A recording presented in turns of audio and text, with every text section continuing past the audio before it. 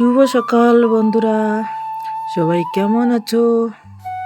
আশা করি সবাই ভালো আছো। আমিও ভালো আছি, তোমাদের আশীর্বাদে আমিও ভালো আছি। আমার প্রণাম নিও। আমি বাসন নিয়ে চলে এলাম। আমি তাড়াতাড়ি করে সমস্ত কাজ সেরে নেব। মেয়ে আমাকে ছাড়া কোনো পড়াশুনো করতে চায় না, কিন্তু বই নিয়েও বসতে চায় না আমি না থাকলে।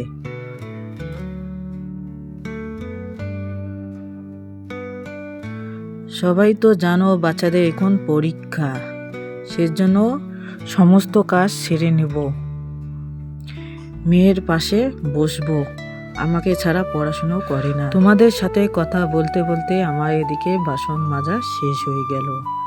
তোমাদের সাথে আর কিছু শেয়ার করতে পারলাম না আমার মেয়ের পড়াশুনোর জন্য।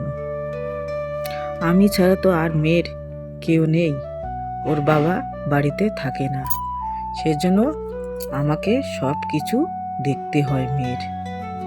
মেয়ের পরীক্ষা শেষ হয়ে গেলে তোমাদের সাথে অনেক কিছু আমি শেয়ার করতে থাকবো। আমার মেয়ে কোন ক্লাসে পড়ে কেউ যদি জানতে চান কমেন্টে আমাকে জানাবেন।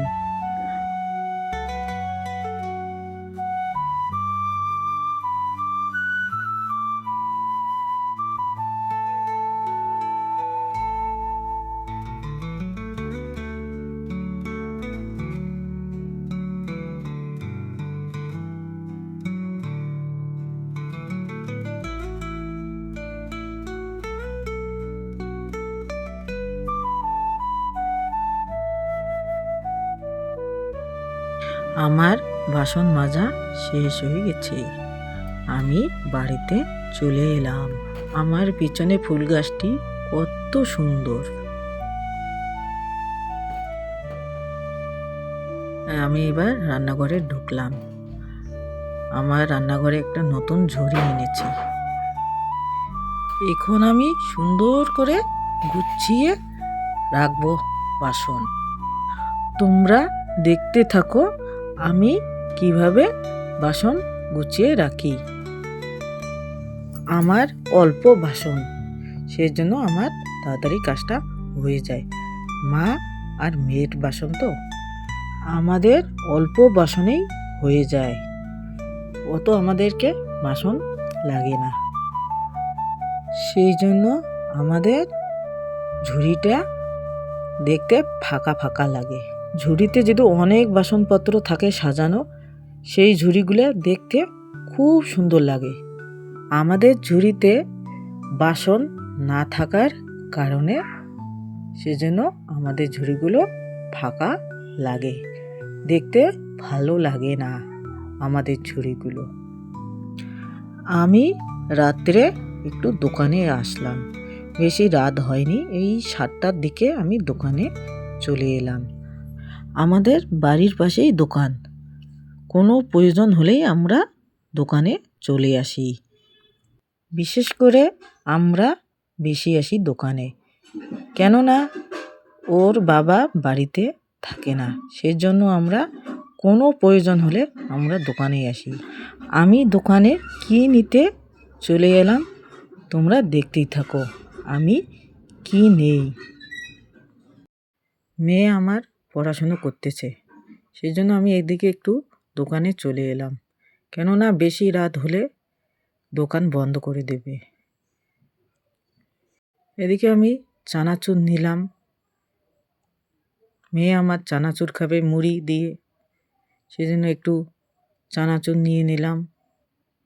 কেননা রাত্রে আমাদের ভাত খেতে মন চায় না, আমরা যে কোনো হালকা জিনিস খেয়ে আমরা থাকি, ভাত খাইতে ইচ্ছা করে না আমাদের।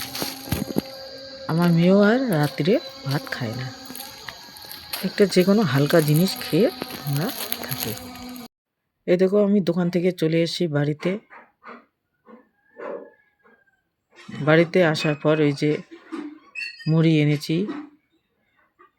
আর এই যে চানাচুর, আর এই যে দুধ এনেছি, চা একটু বানাবো, এগুলোই খেয়ে থাকবো, অন্য কিছু আর খাবো না রাত্রিতে।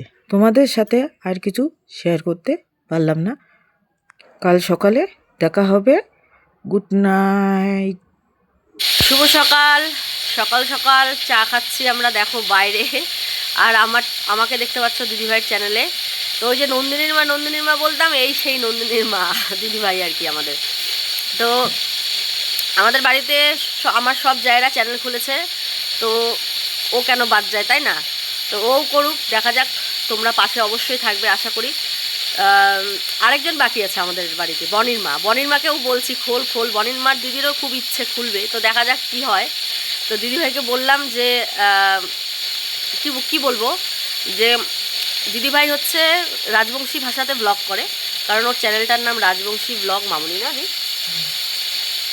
তো সবাই যদি আমরা শুদ্ধ বলি, রাজবংশীটাকেও তো ধরে রাখতে হবে। এটা আমাদের ঐতিহ্য, মানে আমাদের কোচবিহারের ঐতিহ্য ভাষা রাজবংশী। তো দিদিভাই কিন্তু রাজবংশী ভাষাতেই ব্লগ করবে। তো তোর মুয়েও কিছু এখন কম, হ্যাঁ। তো হামা চা খাওয়া হচ্ছে সকাল সকাল। দিদিভাই আসিল আমার বাড়ি। দেখো, রাজবংশী ভাষা এমন একটা জিনিস, তোমরা বুঝবে, হয়তো বলতে পারবে না, বুঝবে। অনেকটা অ্যাসামিস টাইপের, অনেকটা এরকম, অনেকটা যায় ধারের কাছে। তো যাকে চলো, আমরা এখন সবাই মিলে চা খাচ্ছি, বাইরে চা হচ্ছে রোদে বসে। আর আমার এখানে দেখো কী হয়েছে একটা। তো চলো, আসলে দিদিভাইকে সবাই সাপোর্ট করো। নতুন ভ্লগ করছে, একটু ভুল ত্রুটি হলে ক্ষমা করো, তোমরা বুঝিয়ে দিও, তোমরাই বলে দেবে যে কীভাবে করবে, কীভাবে করবে না। তোমরা একটু বলে দিও দিদিভাইকে, তাহলে দিদিভাই এগোতে পারবে আর কি সবার মতন। তো আর কি বলবো, আর কিছু বলার নেই, তাই না বাবা? তাই না বাবা? হ্যাঁ।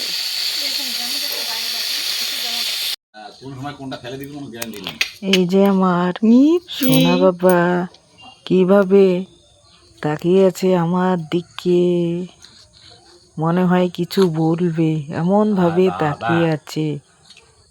কোলে নিতে খুব ইচ্ছে করে, যে সারাদিনে কোলে নিয়ে থাকি, কিন্তু তা তো হবে না, মেয়ের পরীক্ষা।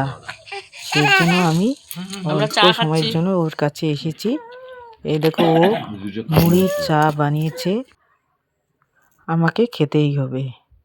খাওয়া দাওয়া করে আমি চলে এলাম বাড়িতে অনেক আমার কাজ আছে।